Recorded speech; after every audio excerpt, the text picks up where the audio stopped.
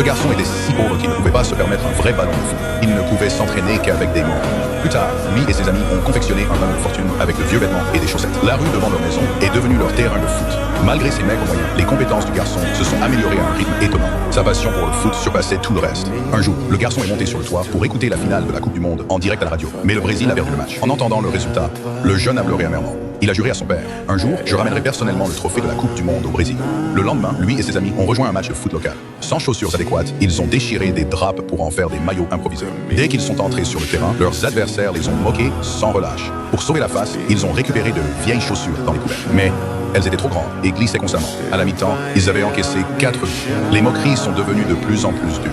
Le garçon tremblait de rage, mais en regardant son père observer silencieusement depuis la touche, il s'est peu à peu calmé. Le garçon a simplement enlevé ses chaussures et a commencé à jouer pieds nus. Il a enfin libéré son véritable potentiel.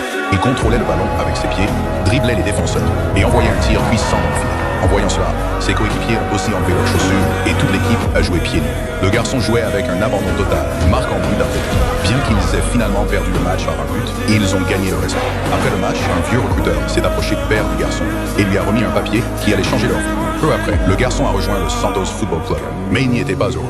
Le club n'enseignait que le style de jeu européen, et l'entraîneur lui interdisait d'utiliser son propre style. Le garçon a peu perdu sa passion, son jeu s'est détérioré, et il a même commencé à douter de son talent. Ce soir-là, il a fait ses valises, déterminé à abandonner le foot et à rentrer chez lui.